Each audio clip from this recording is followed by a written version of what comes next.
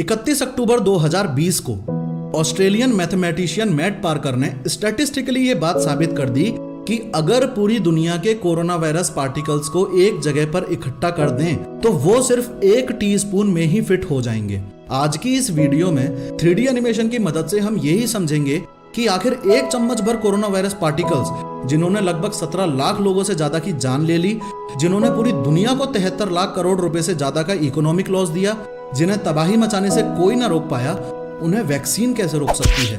3D medical animation की help से human body cell के अंदर चलेंगे और देखेंगे कि वैक्सीन एग्जैक्टली ऐसा क्या करती है कि वो कोरोना वायरस को मार सकती है, यानी कि how a vaccine kills corona virus.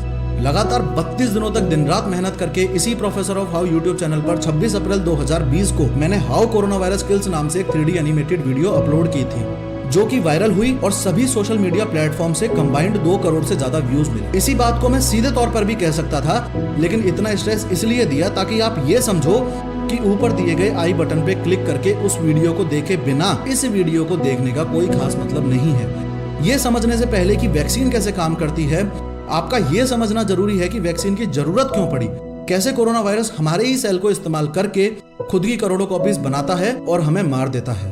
खैर, एकदम बेसिक से शुरुआत करते हैं। एक बार कोरोना वायरस आपके शरीर के अंदर एंटर कर गया, फिर उसका सिर्फ और सिर्फ एक ही मकसद रह जाता है कि कैसे भी करके वो इस ह्यूमन बॉडी सेल के अंदर घुस सके।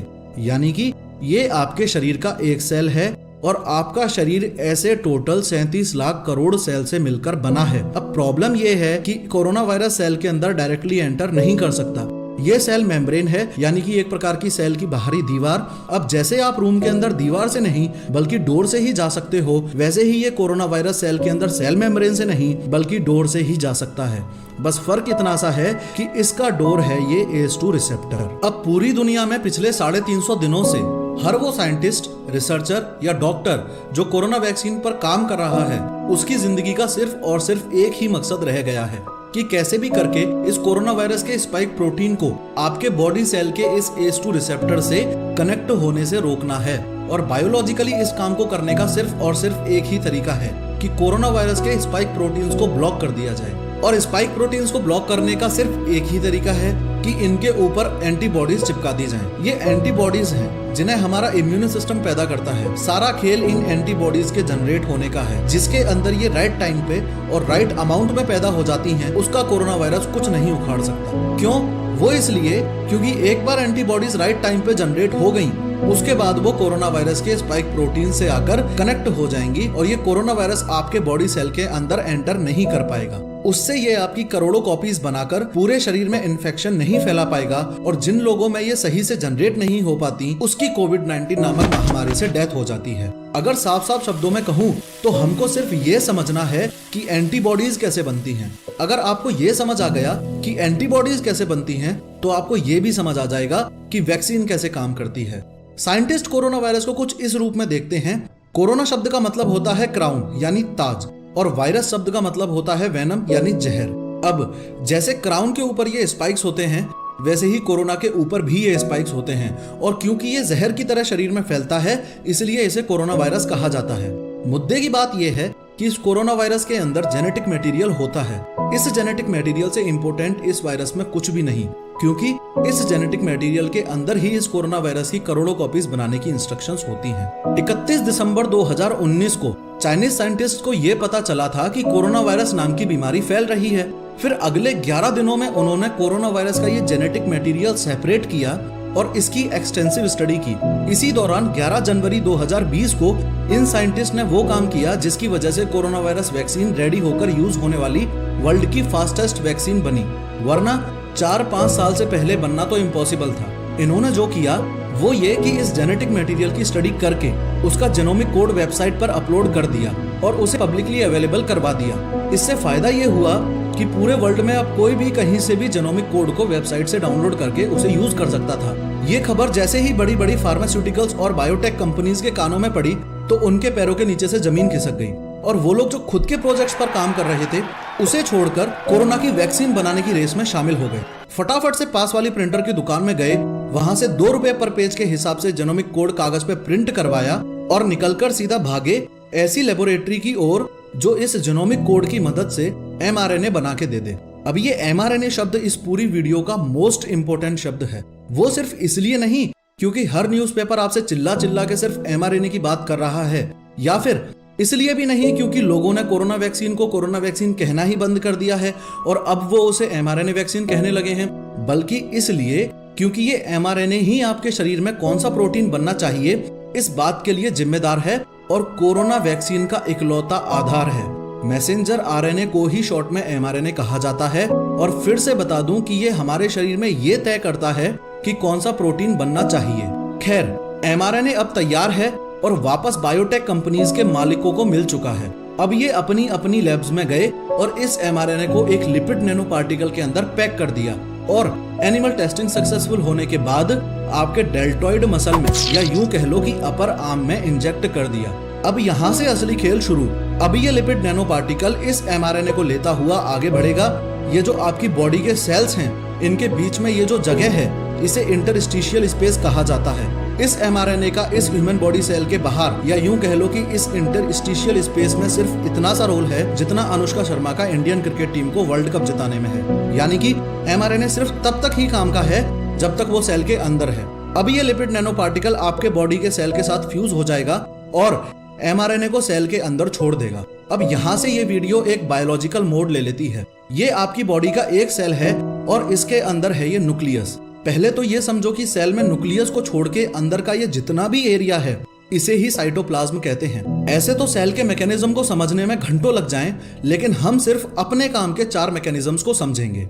ये जो न्यूक्लियस है, इसके अंदर ही डीएनए होता है। आपके सेल में, या यूं कह लो कि आपकी बॉडी में बायोलॉजिकली और केमिकली कब क्या होना है, वो ये डीएनए ही डिसाइड करता है। और ये डीएनए वो ही चीज है जिसका टेस्ट तब होता है जब आपके बच्चे की आंख, कान, नाक या फेस पड़ोसी से मैच हो रहा हो। मुद्दे की बात यह है कि इस न्यूक्लियस के और अंदर, यानी कि यहाँ पर होता है न्यूक्लियोलस, इसके अंदर ही राइबोसोम्स बनते हैं। इसके अलावा ये डीएनए भी mRNA में कन्वर्ट हो जाता है और फिर राइबोसोम्स और mRNA दोनों ही न्यूक्लियस से बाहर आ जाते हैं। बाहर आते ही ये mRNA इस राइबोसोम के साथ इंटरेक्ट करता है और प्रोटीन फॉर्म करता है। इन राइबोसोम्स को प्रोटीन फैक्ट्री भी कहा जाता है। इस मैकेनिज्म को आप ऐसे समझ सकते हो कि जैसे राइबोसोम एक प्रिंटर है और mRNA एक डॉक्यूमेंट है जो आपको प्रिंट करवाना है। अब इस राइबोसोम के अंदर अगर ये mRNA जाएगा, जिसको जस्ट अभी हम न्यूक्लियस से निकाल कर लाए हैं, तो राइबोसोम इसके कोड के अकॉर्डिंग वो प्रोटीन बना देगा जो हमारे शरीर के लिए यूजफुल है। फॉर एग्जाम्पल केराटिन वो ही प्रोटीन है जो हमारे हेयर्स, स्किन और नेल्स की ग्रोथ में हेल्प करता है। और अगर राइबोसोम के अंदर ये mRNA जाएगा जिसको वैक्सीन के माध्यम से हमारे शरीर के अंदर डाला गया है, तो ये राइबोसोम इसी के अकॉर्डिंग प्रोटीन बनाएगा। आइए देखते हैं कैसे। जैसे ही ये mRNA इस राइबोसोम के अंदर जाएगा तो ये राइबोसोम इस mRNA का कोड पढ़ना शुरू कर देगा और उस कोड के हिसाब से अमीनो एसिड्स की चेन बनाना शुरू कर देगा। ये अमीनो एसिड्स की चेन जब कंप्लीट हो जाती है तो एक कॉम्प्लेक्स शेप ले लेती है और इस केस में वो कॉम्प्लेक्स शेप हुआ स्पाइक प्रोटीन का, क्योंकि साइंटिस्ट ने इस mRNA को कोरोना वायरस का स्पाइक प्रोटीन बनाने के लिए ही तो कोड किया था। जैसे अपने देश को सही से रेगुलेट करने के लिए एक कॉन्स्टिट्यूशन है, वैसे ही बॉडी के सेल्स को भी सही से रेगुलेट करने के लिए इनका एक संविधान है। उस संविधान में साफ साफ लिखा हुआ है कि बॉडी का कोई भी न्यूक्लिएटेड सेल यानी कि वो सेल जिसके पास न्यूक्लियस है, वो जिस भी प्रोटीन को तैयार करेगा उस प्रोटीन को उसके बाहर के मॉलिक्यूल पर दिखाएगा, क्योंकि अगर दिखाएगा नहीं तो इम्यून सिस्टम को पता कैसे चलेगा कि सेल के अंदर क्या चल रहा है।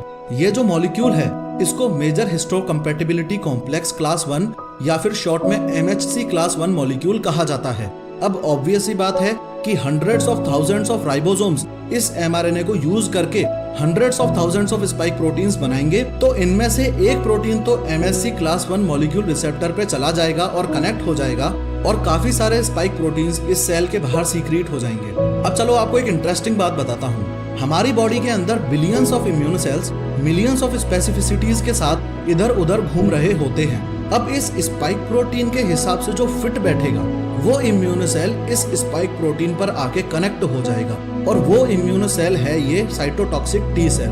2 मिनट के लिए इस कॉन्सेप्ट को समझने के लिए इस साइटोटॉक्सिक टी सेल को आप तारक मेहता के रूप में देख सकते हैं। सिमिलरली ये जो सीक्रेटेड स्पाइक प्रोटीन्स हैं, इनमें से कुछ की मुलाकात होगी बी सेल्स के साथ और कुछ की होगी मैक्रोफेजेस के साथ। अब कुछ देर के लिए बी सेल्स को आप जेठालाल के रूप में देखो और मैक्रोफेजेस को दया के रूप में देखो। कुछ स्पाइक प्रोटीन्स बी सेल पर कनेक्ट हो जाएंगे और कुछ को ये मैक्रोफेजेस खा जाएंगे। खाने के बाद उनके पीसेस को अपने रिसेप्टर्स पे शो कर देंगे।